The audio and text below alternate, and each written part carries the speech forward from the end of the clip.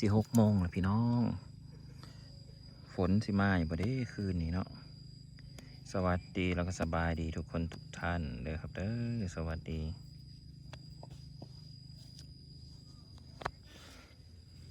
คลิปนี้เราก็สิมาเว้าถึง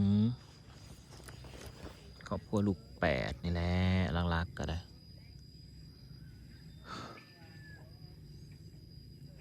ตัวเราเองทุกคนบ้านสีเขียวก็ทำเต็มที่แล้วบางสิ่งบางอย่างคำเว้าคำจาการกระทำด้วยยังก็ตามแต่ที่ออกสื่อไปอาจสิบ่ถูกใจใครบางคนก็ต้อง ต้องขอโทษไว้แล้วกันเนาะว่ามีใครสิไปเหตุถือใจกันแบบเบิดทุกคนเนาะพี่น้องเอ้ยมันเหตุบ่ถือใจดอก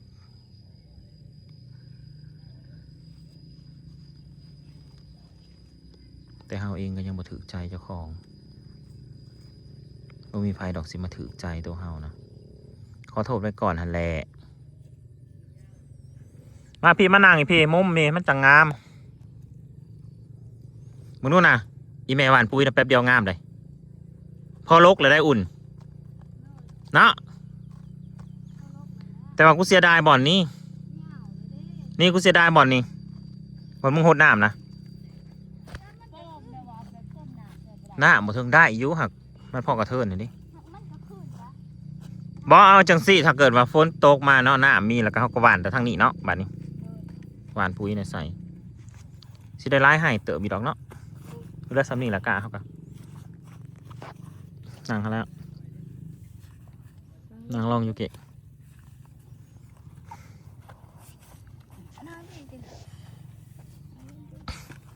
นั่งรถ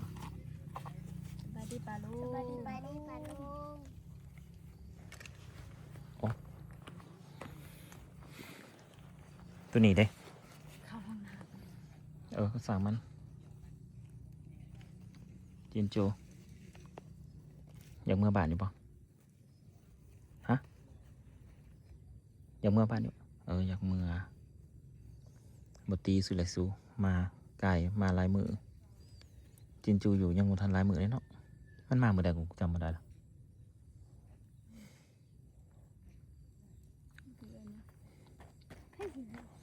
ในช่วงเวลาที่เฮา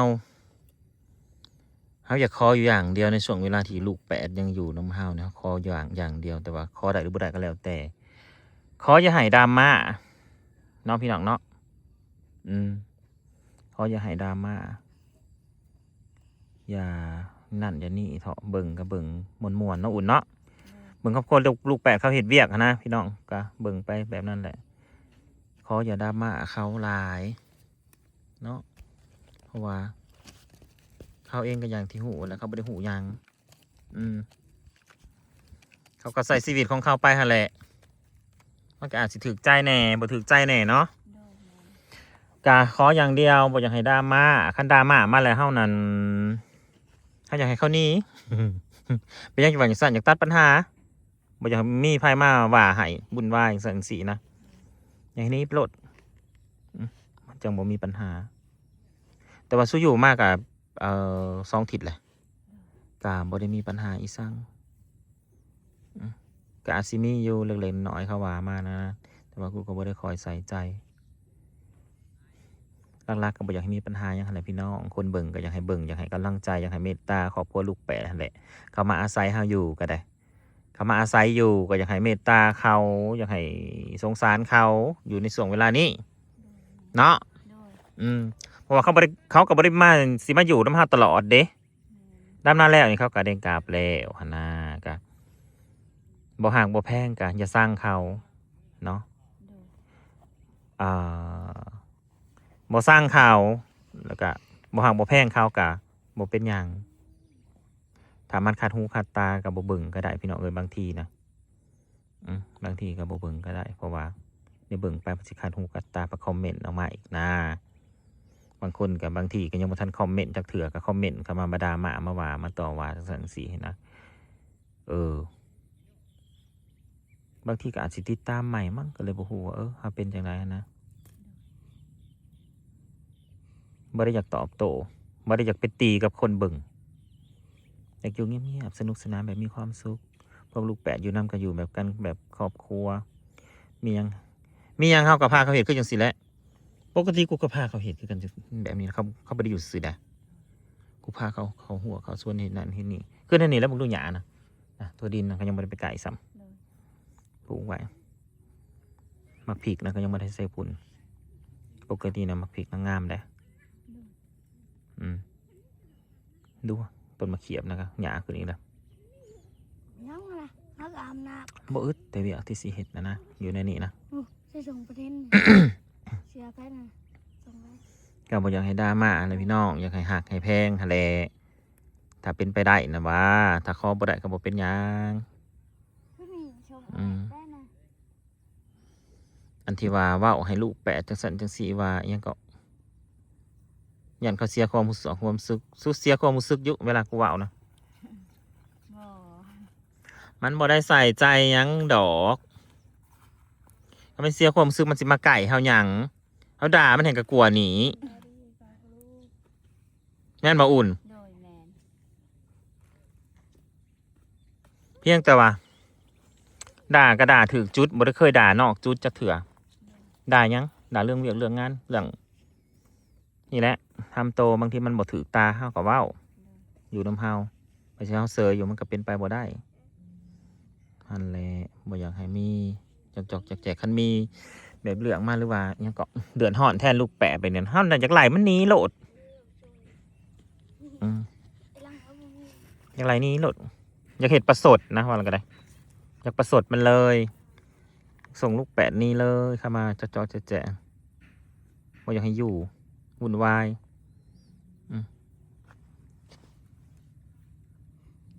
แต่ว่าอีเมซอนนี่ไรนี้บ่ได้พี่น้องถึงเราสิเลวร้ายเราสิทำดีทำสัวสำได้กันไรเรานี้บ่ได้พออีเมซอนนี่เรามีพระคุณกับพระหลายสิอยู่กันจนตายฆ่ากันพอแหละกับอีเมซอนนะในกายลังอันหลังนะแล้วแต่มันต้องอย่าเป็นทางหลังเพราะมันกว่าก็ฝากอะไรฝากเมตตาลูกแปดคือเก่าแหละอยู่กันหาคนนี่อยู่บ้านกับ4อยู่บ้านกับ4คนมานี่ก็หากะตรงเป้าที่เราตั้งไว้ว่าเราจะให้มาหาวันนาแต่ว่าคนที่ตั้งไว้ผันมันบ่อยู่คือเอเชียนะมันบ่อยู่นะเราก็คิดว่าเราทำดีที่สุดแล้วให้ทีพักให้ทีกินข้าวกินน้ำเลี้ยงอาหารในส่วนตรงนี้ก็ขอบคุณผู้ใหญ่ใจดีที่ซอยค่ากับเขาเฮาหลายๆคนมา2 คน 3 คนหลายคนอยู่ซอยมาเนาะขอบคุณหลายๆถ้าบ่มีผู้ซอยมานี่กะหัวกับเขาตัวเองเลยนะเจ้าเขาเนื้อเจ้าของอันนี้ก็มีส่วนอยู่กับเขาเนื้อตัวเองคือเก่าหั่นแหละเนาะเงินที่เพิ่นให้มากะได้มาซอยกันกะแบ่งเบาไปนำก็แม่นบ่มีเพิ่นซอยนะหัวเรียบร้อยแล้วกู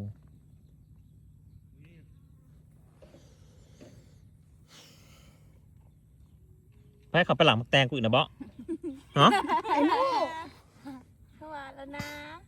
ไอ้นู่สู้เป็นได้นะซะอึดอัดบ่อย่าว่าอึดอัดอย่างนี้นับมืออยู่บ่เดี๋ยวนี้นะอย่าว่านับมือบ่ได้สิแล้วเด้อยากมือได้เบื่อพะลุงว่าวเด้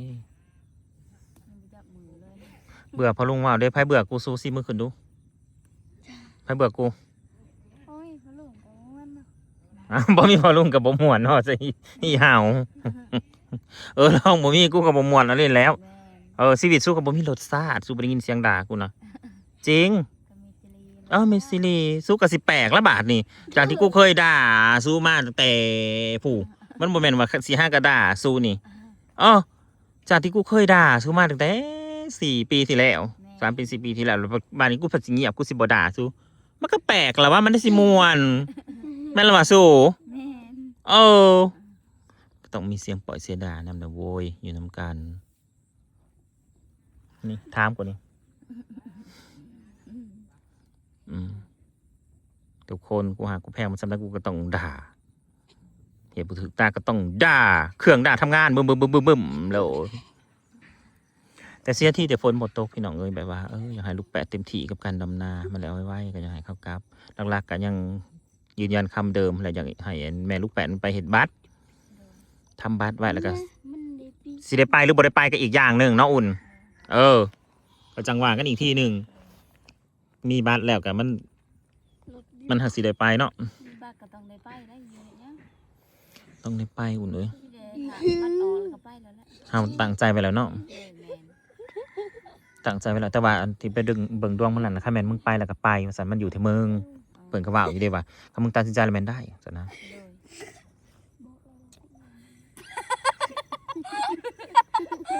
มาหัวยังประเด็นนี่บ่ เจ้าว่าถือคอยัง คอเฮา มันเป็นบ้าครับ น้ำลาย หุ่มนี่มันดีพี่น้องเอ้ยกะกำลังงามมื้อนั้นใส่ปุ๋ยอีแม่หวานปุ๋ยก็เลยหวานถึงตะบอนน้ำใครแต่อันเปิดสนามน้ำโซลาร์เซลล์ลงมา น้ำโซลาร์เซลล์เขาก็คอยพี่น้องเลยเขาจะได้แห้งๆอยู่ครับอยากได้ราคา50,000คือเขาแหละแต่ว่าถ้ามันมีเงิน50,000ก็ไปเฮ็ดอย่างอื่นมันบ่อึดแต่แนวอยากเฮ็ดนะเด้แน่นี่แหละสวยเวลาได้เงินมานะนั่นแล้วจังหวะกูจังคิดนำเงินมึงนะที่มันพอลูกแปดมันเอามือนะกูอยากมันไส้บ่แม่นไส้ทางใดดอกกูย่านไส้แบบว่าอันนั้นก็ยังได้อันนี้ก็ได้เพ้อไปซื้อเด้ยิบหน้ายิบหลังคอยยิบมันเบิดทางเมื่อน่ะก็สิท่านนี่ดอกแต่ว่า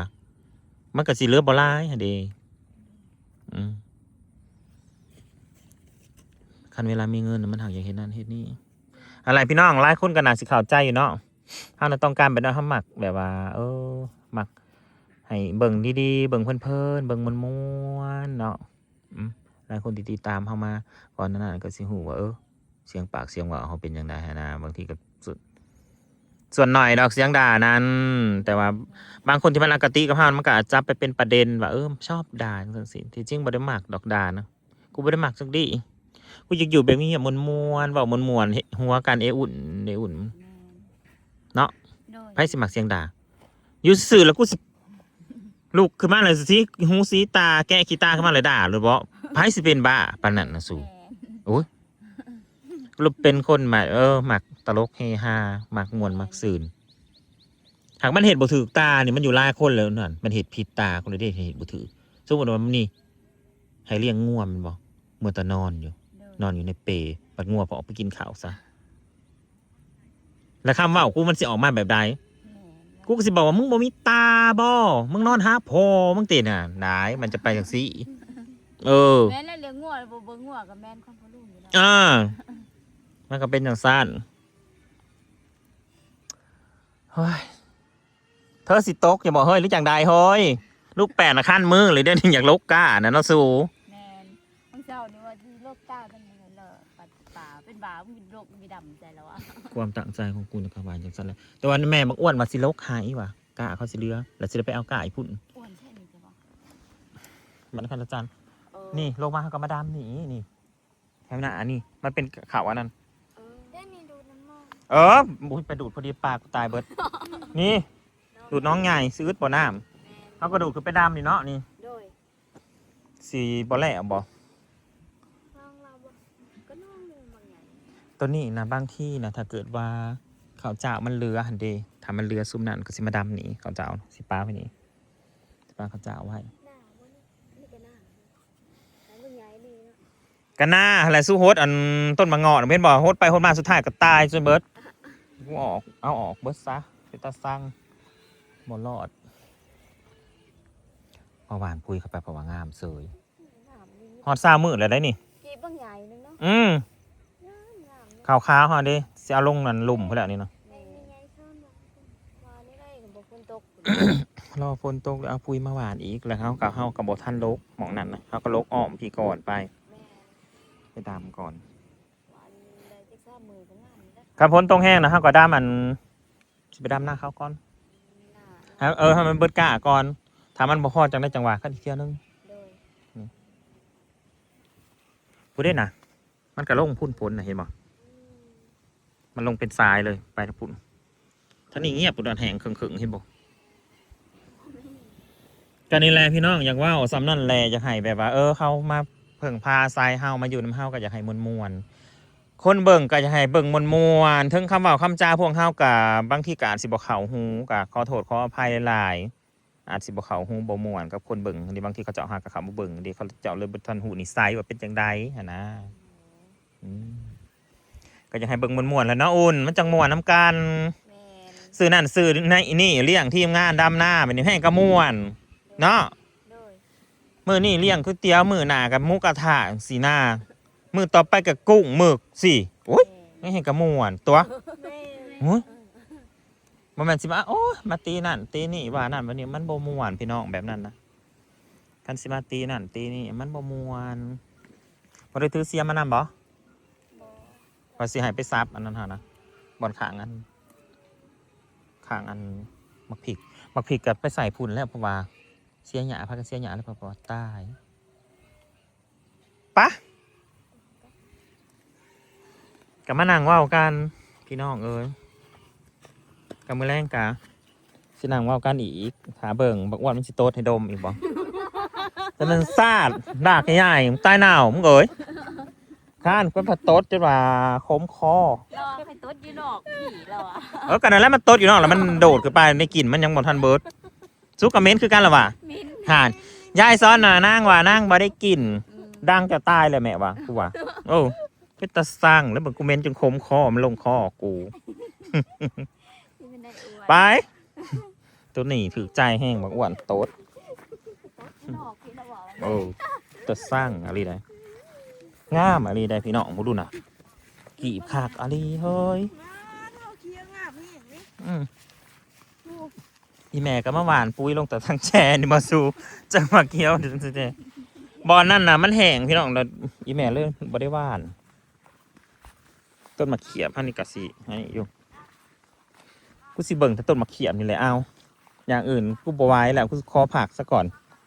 แต่ยังบ่ได้ทอยเด้สิหาแนวมาปลูกอยู่จำนี่เด้อพี่น้องขอบคุณหลายๆที่ติดตาม